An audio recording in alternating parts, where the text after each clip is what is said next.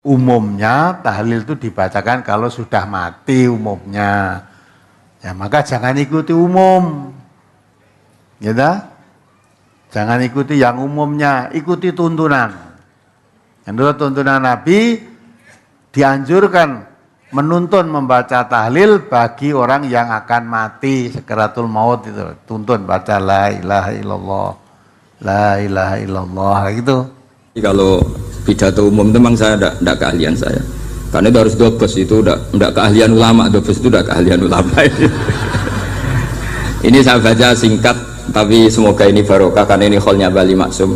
Semua mubalek tadi pakai catatannya sendiri, jadi itu ngekholi dirinya sendiri. Ini saya pakai orisinil kitabnya Bali Maksum, jadi saya mungkin penceramah terbaik karena sesuai konteksnya itu. Nah ini enggak. Ini kholnya Bali Maksum cerita syairnya sendiri tentang rokok lagi, bolot lagi. Yes. Ya semoga diampuni oleh Allah Subhanahu Wa Taala. Ini ngendikane beliau tentang meminimalkan konflik. Ini saya baca di bab Al-Mithalul Awal. Jawazu hibati thawabil qiraah wa shadaqah lil mayyit wa usuli thawabil qiraah wa a'malil birril mayyit. Kita berkeyakinan bahwa yasinan, tahlilan itu sampai ke mayit, itu boleh kita hadiahkan dan sampai ke mayit. Kata Bali Maksum, wa huwa min masailil furu' al khilafiyah fala yajuzu bi sya'nihi itharatul fitan wal jidal wal inkar alal qail wal amili bihi wala alal mukhalif. Ini dari awal masalah khilafiyah, sehingga gak perlu jadi konflik yang berkelanjutan, baik kita menuntut yang melakukan itu atau menuntut yang menentang itu, karena dari awal ini masalah furu'iyah, sing nglakoni nggih monggo, sing nentang nggih napa monggo. Selama ini kan kita yang melakukan memaksa orang lain menerima, yang menentang memaksa orang lain menghentikan. Ini tidak fair, kata Bali. Kata beliau itu gak fair. Wala yang bagi ayaqa bainahuma ma la yang bagi wuquhu bainal akhwaini muslimaini. Kata beliau, wala in kana lil mani'i mustanadun fa inna li ghairihi mustanadan kadzalik. Kalau yang melarang tahlilan, melarang yasinan dikirimkan ke mayit itu punya mustanad, punya sanad. Yang bagi yang membolehkan juga punya sanad.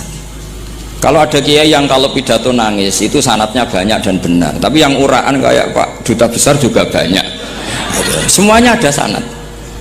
Jadi kata beliau sederhana saja, kalau al-maniun, orang yang menolak itu punya sanad, kita yang membolehkan juga punya sanad. Tapi kata beliau dengan enteng, dengan ceria, ini masalah furu'iyah, nggak perlu jadi itharatul fitan wal jidal wal khisom. Kata beliau nggak perlu jadi perdebatan. Makanya pesan saya sama santri-santri kerap ya, sebetulnya masalah kita ini tercerabut dari ilmu. Coba dari awal Anda katakan yang tidak kunut itu Abu Hanifah, yang kunut itu Imam Syafi'i, maka melihat orang tidak kunut itu keren karena Al-Hanafi, pengikut mazhab Hanafi.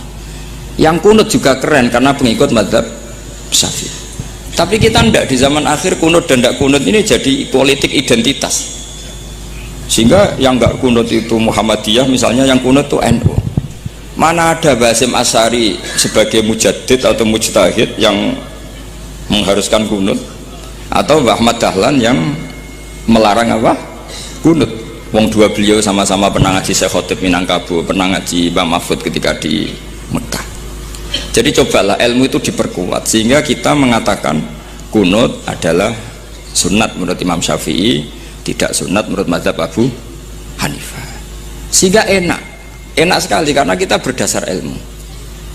Menyangkut sawabul qiraah atau sawabu amalil khairi, apakah sampai ke mayat apa enggak, ini kata beliau, kata Mbah Ali Maksum, beliau justru menukil Ibnu Taimiyah yang notabene sering dipakai dalil para orang-orang sana. Saya tidak tahu itu orang sana, itu Pak Duta itu yang tahu itu.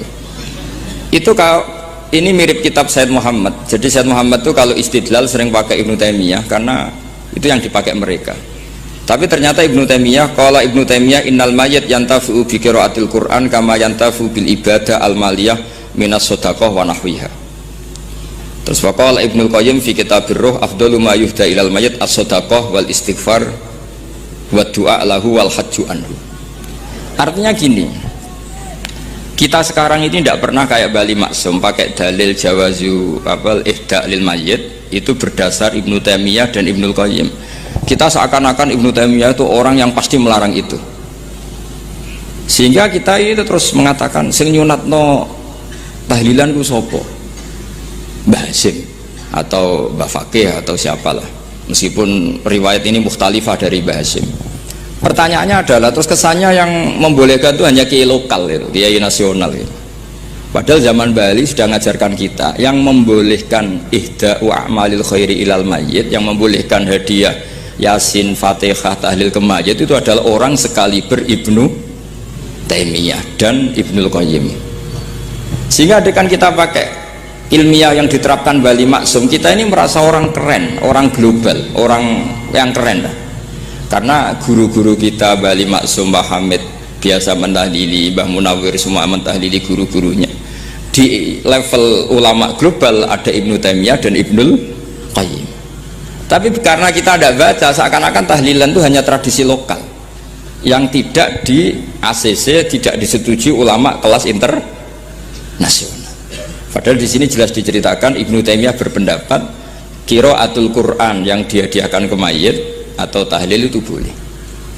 Jadi ini sangat penting supaya orang itu pakai tradisi ilmu.